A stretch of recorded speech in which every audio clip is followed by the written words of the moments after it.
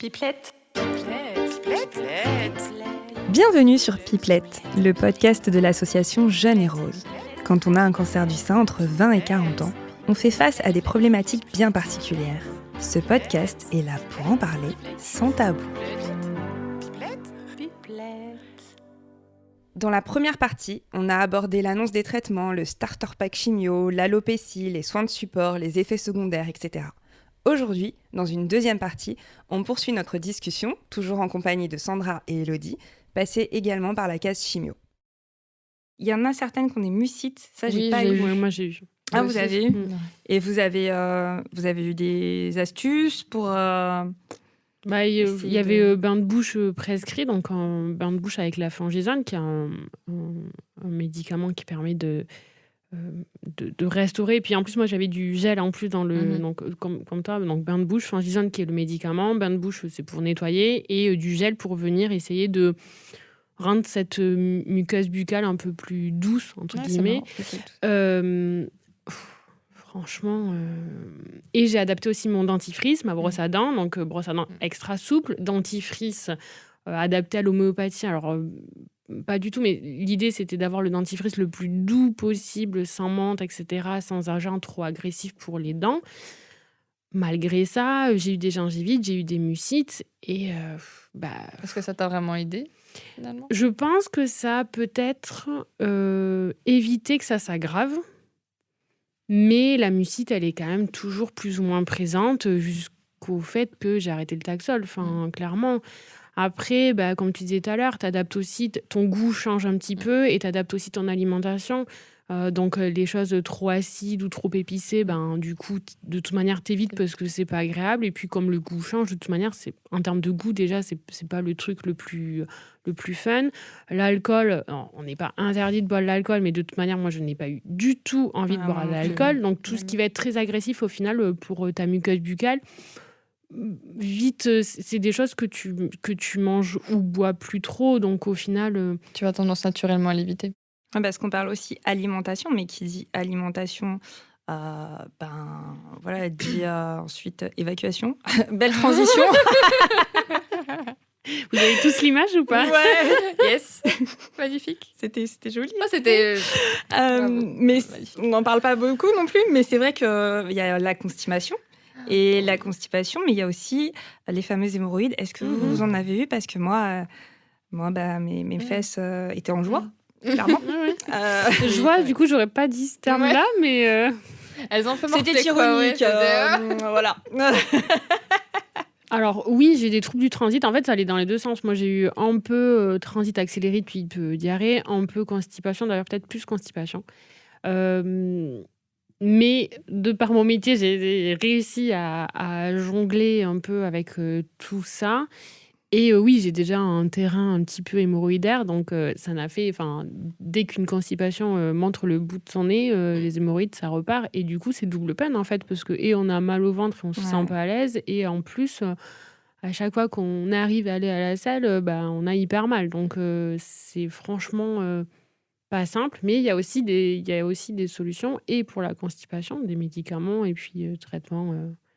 diététique, j'ai l'impression d'être au travail. Alors moi, c'était pas tant la diététique, clairement, on va y aller clair. C'était cash, c'était les suppositoires. Et moi, je les ai demandés, on m'a dit on va tester autre chose. Bon, ok, on teste autre chose, mais vite, quoi. Donc voilà, donc il y a un panel clairement d'impacts physiques que l'on peut développer les unes et les autres, mais faut pas en faire une généralité, quoi. Et là, on a abordé toute la partie impact physique. Mais il y a aussi l'impact émotionnel ou psychologique et ou psycho, de toute façon. Ça a été le cas pour vous. Oui, complètement. En fait, ce qu'il y a, c'est qu'il faut aussi en parler parce qu'il y a des personnes, comme tu disais tout à l'heure, qui vont regarder les réseaux. Et sur les réseaux, tu vas voir des filles toujours hyper pimpées, hyper filtrées parfois. Et c'est genre, tout va bien, quoi. Alors qu'en fait, non, c'est pas forcément ça. Ou à contrario, des filles qui ne renvoient que le négatif. Voilà, oui, c'est ça. Tu peux, c'est OK d'aller bien, mais c'est aussi OK de ne pas aller bien. Il n'y a pas à culpabiliser. Toutes les émotions et les états sont légitimes, en fait. Voilà, et c'est un parcours tellement éprouvant et tellement propre à chacun et chacune que en fait tout est ok du moment que on s'écoute et qu'on se fasse plaisir. Je pense que c'était ça aussi un gros leitmotiv dans mon parcours de chimio il y a 2 ans et aujourd'hui encore. Bientôt 3 en fait, je dis il y a 2 ans, mais je suis bloquée temporellement moi. Mais effectivement, faut vraiment se faire plaisir. Mais j'aime à dire qu'il faut des bas pour voir que quand ça va bien, ça va très bien. Et comme je dis souvent, après la pluie vient toujours le soleil, sinon il n'y aurait pas d'arc-en-ciel. C'est beau. Ah oui, après l'instant de tout à l'heure où j'ai fait des métaphores merveilleuses sur l'anus, là, on passe à toute autre chose. Mais c'est très poétique. N'est-ce pas? Mais je voyais que oui, donc en fait, tu t'étais préparée, effectivement, tu disais tout à l'heure, à y aller avec ton compagnon. Moi, j'ai eu cette chance d'avoir mon compagnon à toutes mes chimios, sauf la dernière. La dernière, c'était pas possible parce que Covid oblige. Mais autrement, il a été présent à toutes les chimiothérapies. Et même si, lui, il commençait à 5 heures du matin, il débouchait, il filait à l'hôpital et il dormait, clairement, pendant ma chimio. Mais juste, j'étais là, j'étais en perf et je le regardais, ça me faisait du bien, je le voyais, je me sentais... voilà, il m'apportait une sécurité, en fait. Le voir, ça me faisait du bien. Savoir qu'il était là, voilà. Et des fois, il suffit de pas grand-chose. C'est vrai que les aidants, notamment, veulent toujours faire quelque chose en soi pour nous aider de quelque chose de concret, entre guillemets, apporter des solutions, alors que des fois, tu as juste besoin que les personnes soient là physiquement. Juste la présence, bien sûr. Et il n'y a pas besoin de faire grand-chose. C'est juste, comme tu disais très bien, c'est l'aspect sécuritaire. C'est le cocon, toi aussi, Elodie, que vous étiez créé aussi. Enfin, ouais, c'est des choses-là qui sont super importantes et qui nous aident aussi à traverser moralement tout ça. Hein. C'est vrai que... Et justement, moralement, et voire même physiquement, est-ce que vous aviez des rituels pendant, avant, après la chimio? Enfin, par exemple, est-ce que vous avez fait de la sophro, de la méditation? On parle de jeûne aussi, de médecine alternative, d'homéopathie, vitamines, voire simplement de se pimper.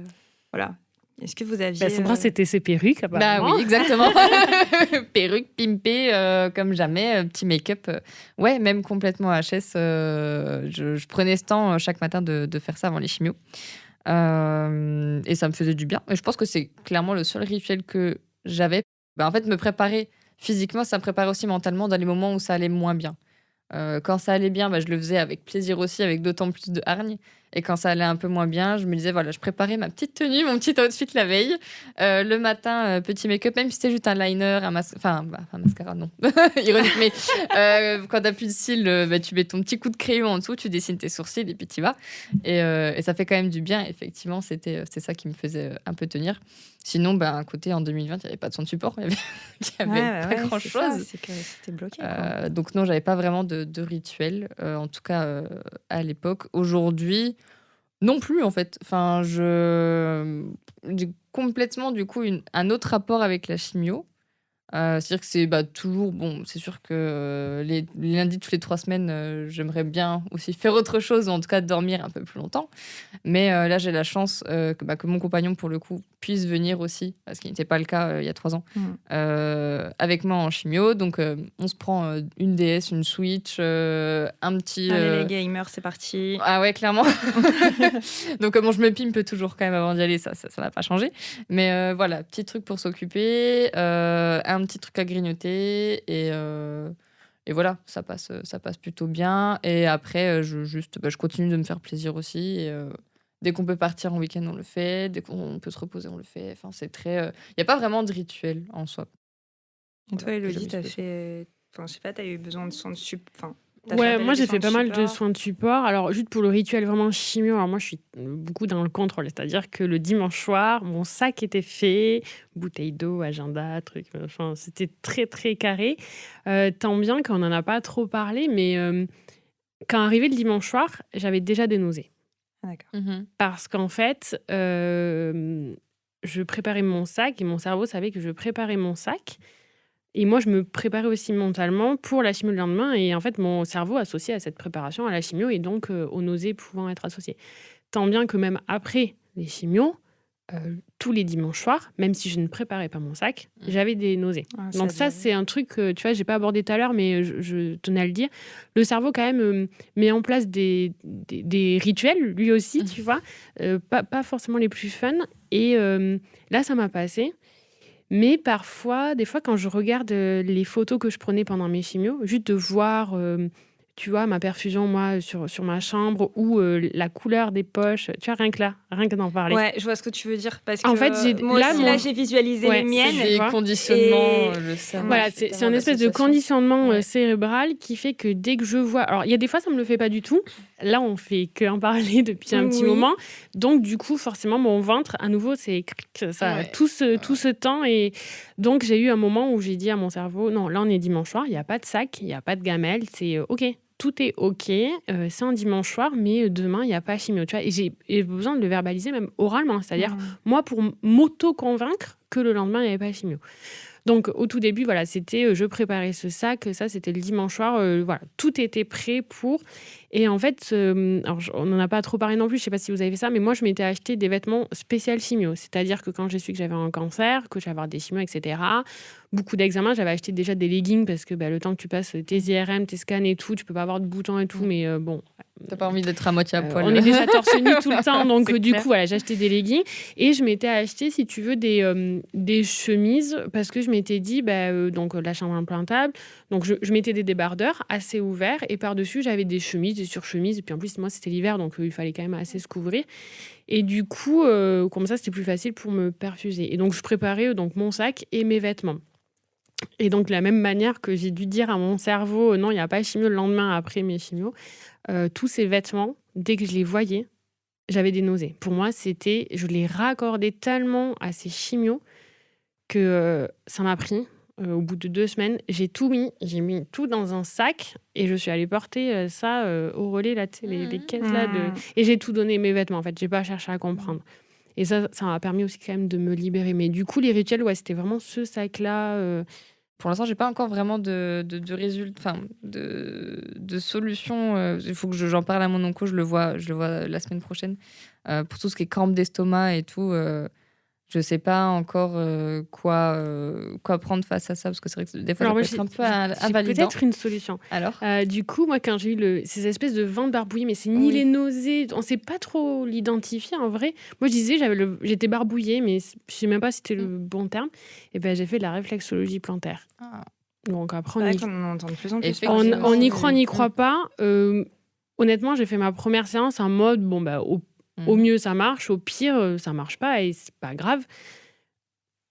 clairement, soin de support. Non, mais ouais, c'était carrément. Ouais, magique. ouais. Allez. Et tant bien que après chaque taxol, on s'était acheté avec mon conjoint un petit bouquin. On va dans le premier magasin, on ne pourra le citer, Cultura. On a acheté un petit bouquin sur l'acupression et la réflexologie plantaire. Et après, j'avais même plus besoin de ma réflexologue parce que du coup, le soir de la chimio, je m'allongeais, mon chéri ouvrait ce livre et du coup, lui-même, il me faisait la réflexo avec les moyens du bord. On n'est pas du tout réflexologue. Et ça marchait très bien. Tant bien qu'un des derniers taxols, le soir, j'étais en train de fêter un anniversaire des 40 ans à une copine et on était au resto et malgré mon ventre barbouillé, vite fait la séance de réflexo et direction le resto et tout est passé. Ok, merci Donc, beaucoup. en tout cas, ça a marché sur moi. Thomas, si tu entends ce message. Un petit bouquin Cultura, réflexologie plantaire. Mais en tout cas, ça a hyper bien marché. Et même quand j'avais pas forcément le sentiment de ventre barbouillé, le soir des chimios, je faisais ma réflexo maison.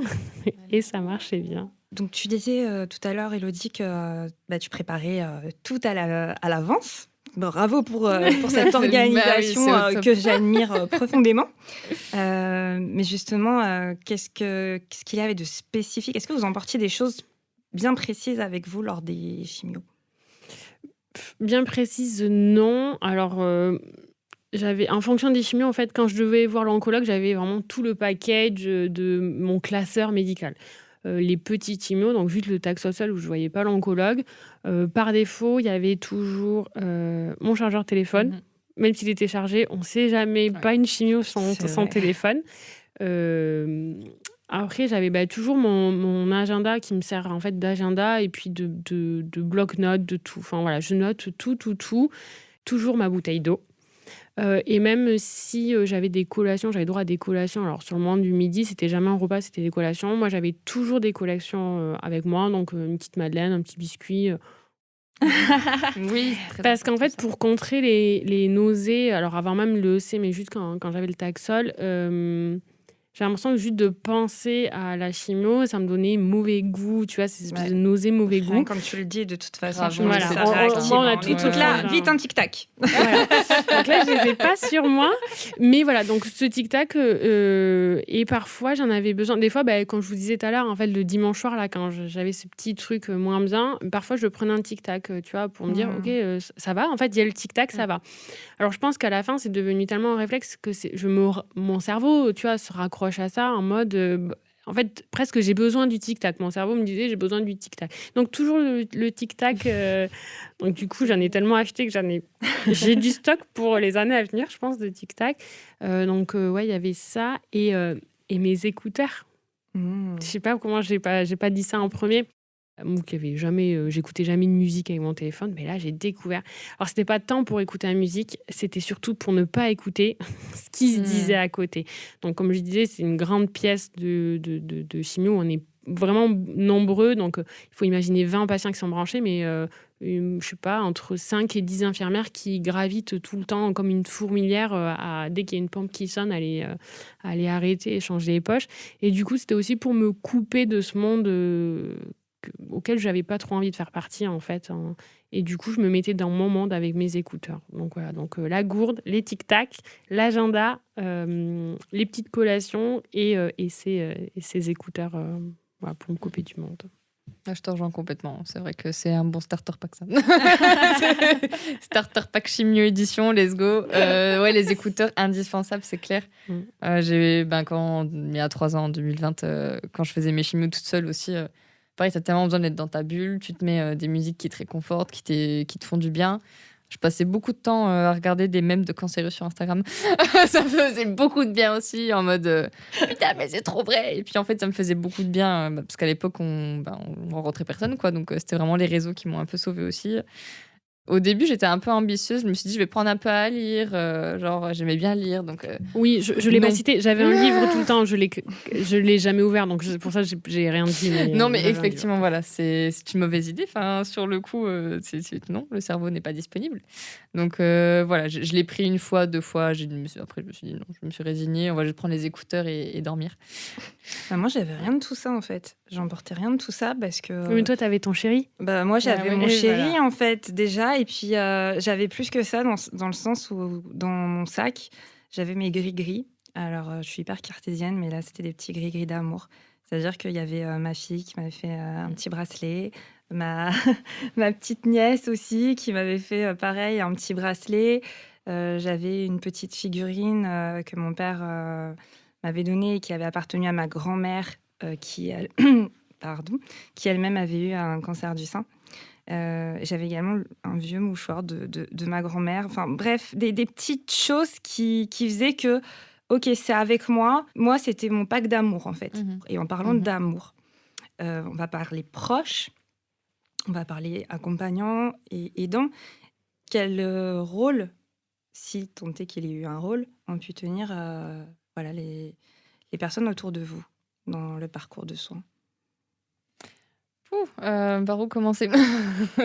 Il y a 3 ans, donc j'étais confinée donc avec mon ex-compagnon, qui a été d'un soutien formidable. Enfin, sans lui, je sais pas comment j'aurais fait pour traverser tout ça, parce que ma famille, on est un peu dispatchés dans la France. Mes parents habitent à 800 km, mes frères et sœurs les plus proches à 400-500, donc on se voyait très peu. Et de toute façon, on n'a pas trop de liens, donc dans tous les cas, c'était pas forcément envisageable que moi, je vienne, par exemple, me confiner chez eux pour passer mes soins et puis rester avec eux. Enfin, je préférais encore rester chez moi avec mon ex-compagnon, qu'on soit un peu dans notre bulle et qu'on fasse notre vie. Donc, en fait, ça s'est plutôt bien passé. Après, j'étais tellement HS que tout ce qu'il faisait, c'était c'était un peu mon infirmier / cuistot. Enfin, il me faisait à manger, il me réconfortait, il était quand même là, présent physiquement aussi. Et voilà, des fois, il n'y a pas besoin de faire des monts et merveilles, juste une présence physique. Le fait qu'il soit là, ça changeait énormément la donne. Donc voilà, vraiment, ça a été un fort soutien voilà, moral et physique Je ne suis plus avec mon compagnon qui m'a accompagnée pendant mon premier cancer. On est encore très proches. Mais du coup, j'ai un nouveau compagnon qui est lui aussi, malgré lui, embarqué dans le tourbillon cancer avec ma récidive. C'était pas prévu, mais voilà. C'est cadeau, lol. Mais voilà, pour le coup, voilà, on s'occupe avec. C'est le CV, tu sais. Tu prends ou tu prends pas. Je me suis jamais sentie seule. Jamais. À part cette première chimio un peu bizarre là. Mais presque au début, trop. C'est-à-dire que j'ai eu une vague d'amour que des fois j'ai même eu du mal à contrôler parce que, comme on s'était dit au tout début, mais les 3 premières semaines, il y a tellement d'examens, de consultations et tout ça, on est submergé, on est fatigué, l'émotion, la fatigue physique d'enchaîner les rendez-vous et de savoir gérer son planning aussi. Et cette vague d'amour qui nous arrive, tel un tsunami, presque pire que le diagnostic en soi, moi, il y a eu presque des personnes où j'ai dû dire: «OK, j'entends que tu es là, je te remercie infiniment, mais je viendrai te chercher moi si j'ai besoin», tu vois? Il y a des gens qui, ont voulu tellement s'impliquer, mais d'une manière hyper bienveillante, hein, pas du tout, à vouloir m'étouffer, mais je tu vois, tu es déjà, partout à la fois que, gérer le planning de tes aidants, c'est en plus notre truc. J'ai un groupe d'amis, qui se reconnaîtront et qui m'ont créé une box. Donc non, c'est pas une box que tu payes sur internet et que tu vois arriver tous les mois. Elles m'ont créé une box. Donc c'est la box d'Hello, tu vois? Puis on se fait des copines de chimio, des copines de cancer aussi, qui pensent à nous à chaque étape, voilà, c'est merci tout le monde, quoi. Merci 1000 fois et presque je m'en veux de pas pouvoir un jour, je sais même pas comment je pourrais leur rendre tout ça. Ils me demandent rien, mais tu vois, tu as envie quand même de leur redonner. Mais cœur sur vous, quoi. Ouais, moi aussi, je pense que l'amour, c'est la clé de toute façon pour, Complètement. pour relever la tête, tout simplement. Moi, j'ai eu ma famille qui s'est pas mal déplacée parce que voilà, je suis en Gironde et puis eux, ils sont un peu éparpillés partout en France. Et là, pour le coup, même mon père, il venait quasiment tous les week-ends. Ma mère aussi venait pour pouvoir m'aider avec la petite parce que ma môme, à l'époque, elle avait 3 ans. Donc, c'était pas hyper évident à gérer. Il y a ma belle-mère aussi qui donnait un petit coup de main. Et, et puis, mon mec. Mon mec, le fameux Thomas, qui m'a charriée et qui me charrie toujours, dans le sens où, l'humour, c'est la Hyper clé de important, notre ouais. couple. Outre la communication, c'est l'humour. Je vous raconte pas toutes les vannes que je me prends, dans la tronche, chaque jour. Mais, mais c'est pas que ça me remet à ma place, mais en fait, ça me fait du bien parce que ça m'empêche de rester focalisée sur ce qui ne va pas, en fait. Et ça a été voilà, c'était ça pour la chirurgie, ça a été ça pour, la perte des cheveux et à chaque fois, mais je m'en suis pris plein la tête, mais enfin, Ça dédramatise aussi, je ouais, trouve. ça m'a aidée, mais énormément et ça m'aide encore maintenant, quoi. C'est toujours des petites vannes qui permettent aussi de rebondir, tout simplement. Et puis j'ai eu aussi moi, à l'époque, alors j'avais pas une vie sociale très remplie puisque moi, je viens de la région parisienne et là, forcément en Gironde, j'avais pas trop mes amis autour de moi et j'étais un peu solo, donc j'avais beaucoup ma famille pour le coup qui, elle, se déplaçait. Mais après, il y a les rencontres avec effectivement les filles, les femmes qui sont en cours de traitement et moi, ça m'a clairement révolutionné ma vie sociale. Mais vraiment, heu, Sandra peut en attester. Oui. Mais vraiment, ça m'aide beaucoup et petit à petit, j'ai appris à davantage aussi m'ouvrir et maintenant à profiter, des petites choses de la vie. Mais après, la chimio, hein, au bout d'un moment, normalement, ça prend fin, hein, dans le cas d'un cancer, non métastatique, hein, bien sûr. La fréquence et la durée totale, d'une chimio, c'est variable. Ça dépend du type du cancer, des médicaments utilisés, des protocoles de traitement, de la façon aussi dont les patients, vont supporter la chimio Et puis, voilà, un jour, on vous dit: «Bah, voilà, ça, c'est la dernière chimio». OK, pour vous, à l'instant T où on vous a dit: «OK, c'est la dernière chimio», vous avez fait votre soit vous y êtes allé, soit vous enfin, voilà. À ce moment-là de cette dernière chimio, qu'est-ce qui vous est passé par la tête? Je vous parle pas de l'après-cancer. Mmh. Je vous parle de cet instant T où vraiment, OK, c'est la dernière chimio.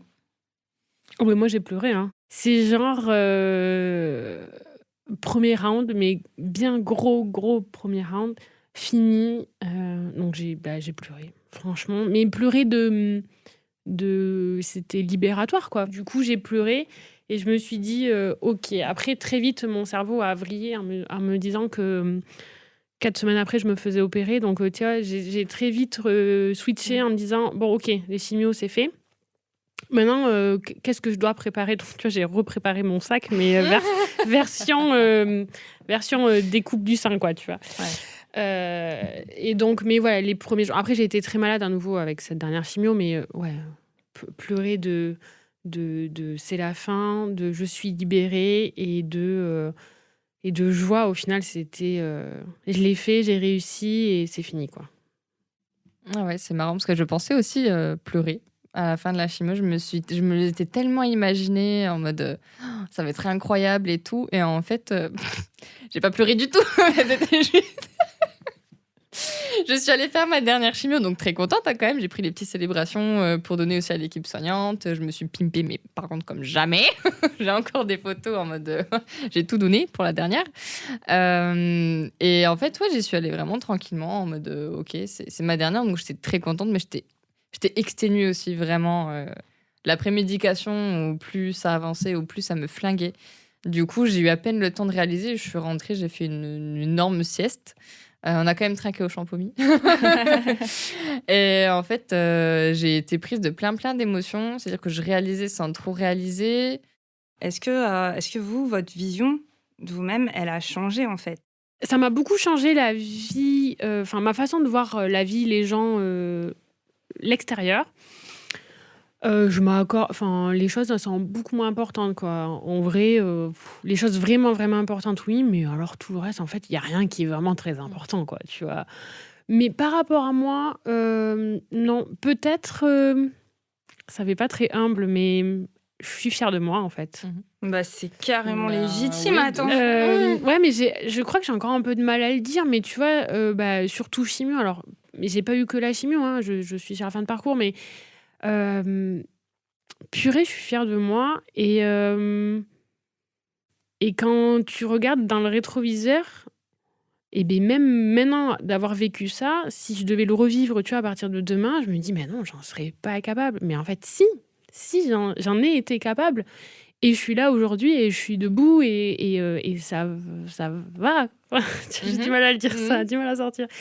Mais ouais, peut-être ce truc de me dire, bah, je crois que je me suis pas beaucoup plainte et je crois que j'ai toujours, alors je suis Bélier, donc tu vois, j'ai un peu toujours cette image où, porte fermée, bah, porte enfoncée, quoi, tu vois?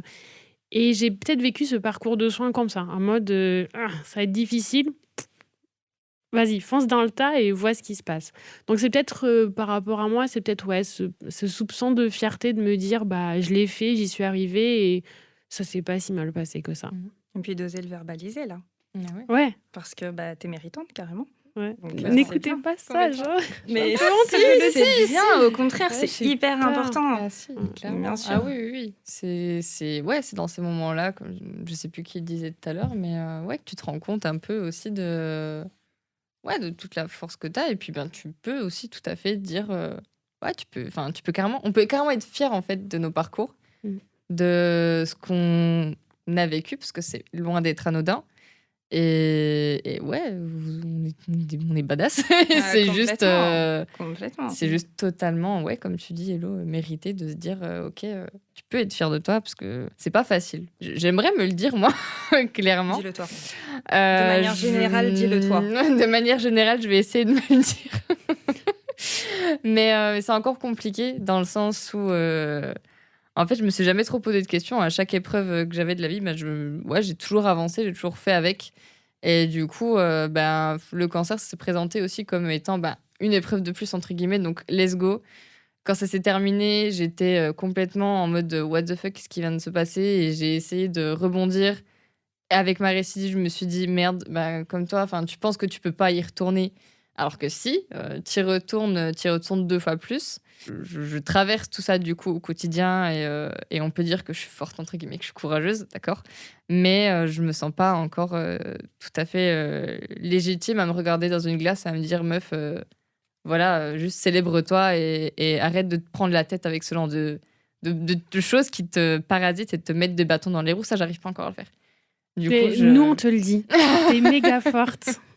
Effectivement, en plus, tu te définis toi-même comme étant badass. Donc, ça fait Mais, partie de ça. Sauf que badass, j'ai l'impression que c'est plus facile à dire que je m'aime bien. En fait, Ouais. tout simplement, Oui, c'est je ça. m'accepte. Ouais. Exactement. C'est un autre C'est terme, exactement en ça. fait. Le cancer, c'est un putain de parcours. Tout ce qu'on vit, c'est hyper difficile. Mais au bout du compte, on a une telle évolution. C'est vraiment dingue, quoi.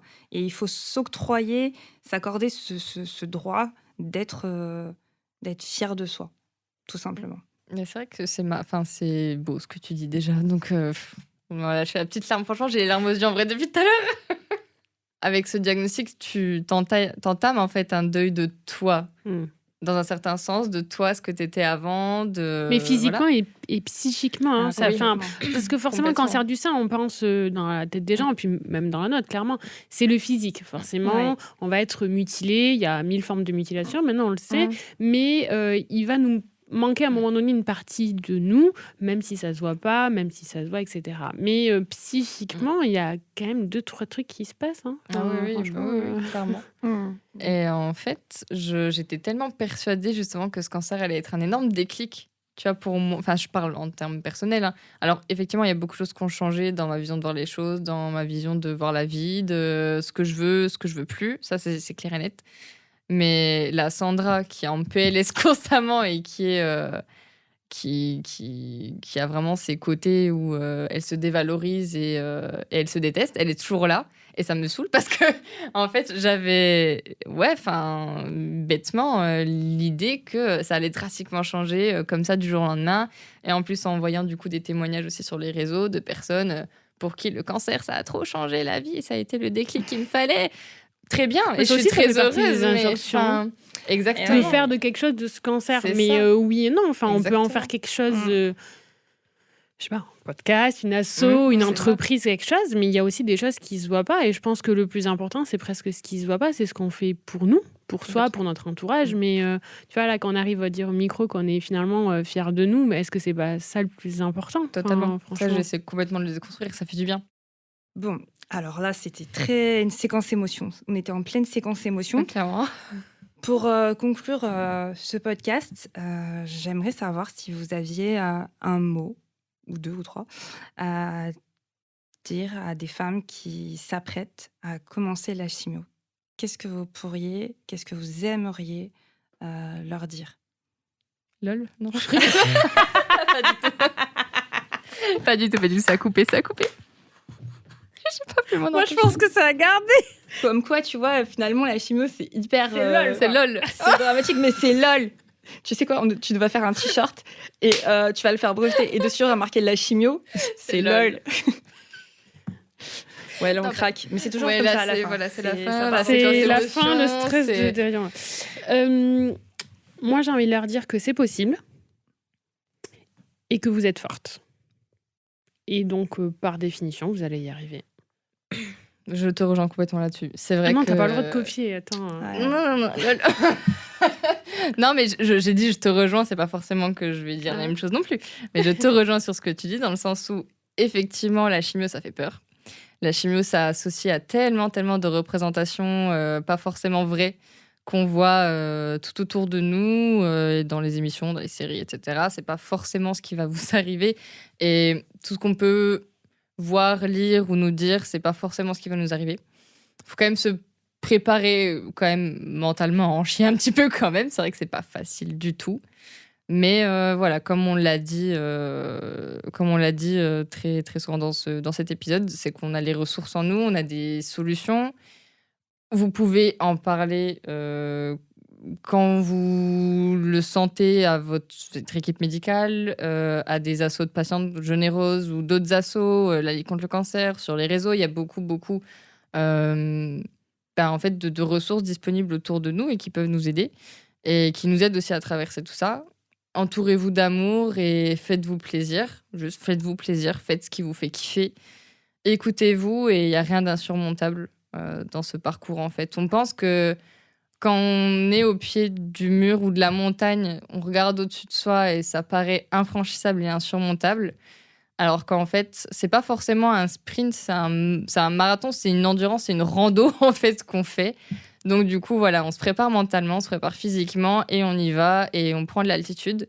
Et en fait, quand on arrive en haut, c'est quand même putain de beau. Et on peut être fier et vous pouvez le faire. Vous pouvez complètement y arriver. Et ça sera que pour mieux contempler la beauté de là-haut. Voilà. C'est super beau, en fait. Qu'est-ce que tu veux que je rajoute après ça, quoi tu es le game, quoi, la fille. Bon, alors, comme tu le disais, Elodie, tout à l'heure, tu parlais d'arc-en-ciel. Et l'arc-en-ciel ne vient pas sans un mélange de pluie et de soleil. Point météo. Mais justement, en fait, il faut se dire que la chimio, je vois ça comme une tornade, cataclysme, tsunami. Enfin bref, toutes les catastrophes naturelles, vous pouvez les imaginer, mais peut-être que ce ne sera pas comme ça. Et peut-être que vous aurez pris un bon gilet de sauvetage et que de toute façon, vous apprendrez forcément à nager. Donc voilà, le meilleur truc à faire, c'est d'apprendre à danser sous la pluie. Comme le dirait un très grand philosophe. Et après, forcément, je rejoins Sandra qui parlait de la montagne, la mer, enfin ce que vous voulez. Mais au bout d'un moment, vous verrez, vous prendrez de l'altitude et vous verrez que vous avez parcouru énormément de sentiers très sinueux et que vous y êtes parvenu. Et même si vous n'êtes encore qu'au début ou à la moitié, regardez quand même en arrière. La vie n'est pas linéaire, la chimiothérapie non plus, les traitements de même. Et voilà, il y a des moments, il y a des boucles, et vous êtes toujours dans la continuité d'une boucle. Donc restez focus, prenez tout ce que vous avez à prendre dans les plaisirs de la vie, aimez, dites aux gens qui vous entourent que vous les aimez, à ceux qui vous énervent profondément, dites-leur d'aller se faire foutre.